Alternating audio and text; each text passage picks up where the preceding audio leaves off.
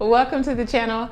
We are about to talk about my 6 steps that I take to prepare for the new school year. Stick around. Hi, my name is Morgan here at The Life of Tillmans. If this is your first time, welcome. I'm happy to have you. I hope that while you're here, you find everything that you need, love, and enjoy right here on the channel. While you are here, go ahead, click that subscribe button and the notification bell so that you do not miss any of the videos uploaded here. If you've been with me before, welcome back. I'm so happy to have you, and thank you for taking the time to watch these videos as usual. We are about to start our new homeschool year. Yesterday, I shared with you all our word and scripture for the upcoming school year. Today, I'm going to share with you my 6 steps in preparation for starting the new school year. I have them written down on my tablet, so if you see me looking down, that is what I am doing. But preparing for the new school year takes effort. Sometimes it can take more effort than other years. Some years it's a lot less. It all really just depends on what you have going on. The steps that I'm about to give you are after I have gotten everything that I need. So I have everything that we need for the school year. That includes curriculum, supplies, anything that we may need for projects, regular, just everyday school supplies, all of that. The curriculum has already been prepped and is ready to go. So these are the steps that I would do to plan out the remainder of the year for completing the curriculum or moving through it at a certain pace. The number one thing, which is on my list for every number one thing when planning, is prayer. I seek prayer, I go into prayer, and I seek guidance for what it is that we are to do and how I'm supposed to go through this process so that it is as seamless as God would have it to be. And I am taking myself out of the way and saying, this is what He said to do, let's do it. So number 1 is prayer. I'm getting my tablet now. Number 2 is I pick a start date and a stop date. Yes, we school year round. However, our summer schedule is a lot lighter, and I will link that video down below where I shared how we go about our summers, but it's a lot lighter than the regular school year.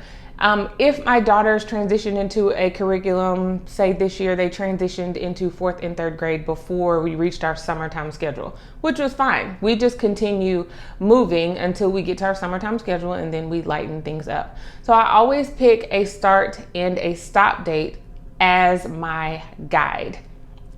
Number 3 is I write down every subject that we are covering for the year.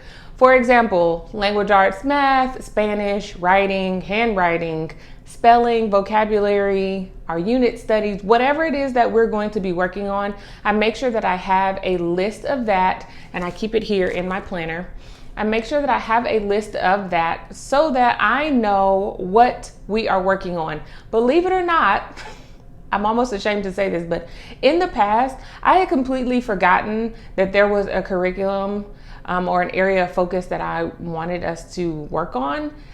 And I just completely forgot about it until about 7 months into the school year. That was about 2 years ago. 7 months into our homeschool year, and I was like, I completely forgot about this book. And that's because it did not get written down. For me, if it's not written down, it's not happening. It's just not gonna happen. I don't remember unless it's like eating, sleeping, regular everyday living. It won't happen. So writing things down for me is major. It is super important. Hence why I have this planner with tons of notes in it. But write down everything that you're wanting to focus on for that year. Number 4 is that you want to decide how often you want to do those curriculums. You may decide that you only want to do math on Monday and Wednesday, language arts on Tuesday and Thursday. You want to do spelling, vocabulary, whatever else on Fridays only. Totally up to you. But when you're planning out the year, for me, making sure that I know which days I'm going to do that, because it will help with step number 5, which I'm going to share with you in just a second. So making sure that you know how often you want to do it. If you're only schooling 4 days a week, then you know that you're going to be on a 4-day schedule, but your curriculum typically, a lot of them, if they're already planned out, they are a 5-day schedule. that will not work if it says, 36 weeks, then you know that it's going to take you longer if you're taking 1 day a week off every week. I hope that makes sense. But decide how often you're going to do the said curriculum that you wrote down in step number 3. Number 5, the 5th step for me is I calculate how long it will take us to finish that specific subject. Now, this is kind of more of a fluid thing because not every subject am I concerned with us finishing by a certain date. Most of the subjects I'm not concerned with us finishing by a certain date. However, I don't want us to take 2 years on level 4 language arts if we don't need to. It's different if your child is needing that extra focus, and that may cause you to stretch the curriculum out over time. But if they're not needing the focus and simply you're just not getting to a steady schedule, that could be a problem for our household. So we don't do that. But for language arts and math, my girls are doing great in those. I know that they are going to be ahead of our stop date for the 2021-2022 school year, just as they were in the previous year. And we will just move on to 5th grade and 4th grade work when the time arrives. That blows my mind. Thinking about the fact that I have a 4th grader and a 3rd grader, and then there'll be a 5th grader and a 4th. I don't know. Anyway, children grow up so fast. But that is how I do that. There are those would be areas where I'm like, we don't want to take, a year and a half to finish a 4th grade curriculum. If that's the case, then there's some other things that we need to work on. But areas where I'm not concerned about us finishing by a certain date are like our writing curriculum. We're using Writing Strands by Master Books this year. We're not going to follow that schedule because we will not be doing that curriculum for the set amount of time every single day. So they won't finish a lesson in the day. Our Spanish curriculum, we're just learning Spanish, and we're going to keep learning Spanish and keep learning until the girls decide that they want to learn something else, and then we'll switch. But I don't have a start and a stop date. I have a start date, but I don't have a stop time for that curriculum. When we finish that book, then we'll move on to something else. It's the same way with their spelling and their writing, things like that. Those are extra things, bonuses added on to our daily activities that I'm not saying hard stop, I need you to be done by January or whatever the case may be, because they're getting it. It's independent work, and as long as they're doing it on the set days, I'm good with that. Another added bonus to homeschooling year round is that you have in buffers, and with deciding when you're going to do it and how often, we always calculate in vacation time,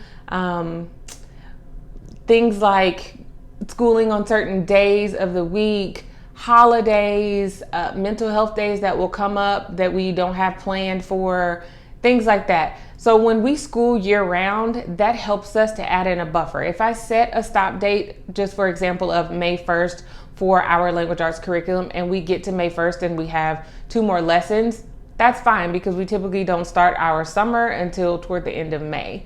So there's still time, and it adds in buffers just in case. So remember your vacations, your holidays, mental health days, whatever else you want to add in to allow yourself the amount of time that you need to complete your said curriculum of choice. Okay, number 6, and the final step is that I stair-step us into starting our new curriculum. Right now, we are still on our summer schedule. Is it still homeschooling? Yes, but it's not as intense or as busy, I'll say, as the upcoming school year, because we're not doing every single subject right now in the summer. Right now for the summer, and I'll link that video down below as well about our summer schedule. But right now we are doing vocabulary, spelling, word ladders, and handwriting, and also reading, book reading. Pretty much that's it. We're not doing anything else. They do like 5 minutes of math every day for fast math facts, and they may do 1 or 2 lessons a week of math. That is it. We're not doing anything else. So as we get ready to step into our new homeschool year, I won't just start in, day 1, add in writing, Spanish, our My Father's World curriculum. I won't just add everything in all at once because that would be a drastic change. But I will stair step things in over 3 or 4 days in separation so the girls and I can gradually get into our new homeschool year. That is it. Those are my 6 steps. And it changes depending on what we're focusing on for the year. But that is pretty much how I come up with planning out the year. I don't go into detail. I typically don't do quarters or 10 weeks at a time because I don't necessarily sit down and say I want to be to a certain point. But it is a process where I want to make sure that we are actively, intentionally, our word for the year, focused on doing the work that we want to do and making time for all of the things that we need to do as well. So I hope this video was helpful. If you liked it, go ahead and give it a thumbs up. I would greatly appreciate it. If you have not subscribed already, go ahead, hit that subscribe button, click the notification bell so that you do not miss any of the videos here, and stick around because tomorrow I will be sharing with you all a glance at our schedule for the 2021-2022 homeschool year. Thanks for sticking around. See you next time here at the Life of Tillmans. Bye.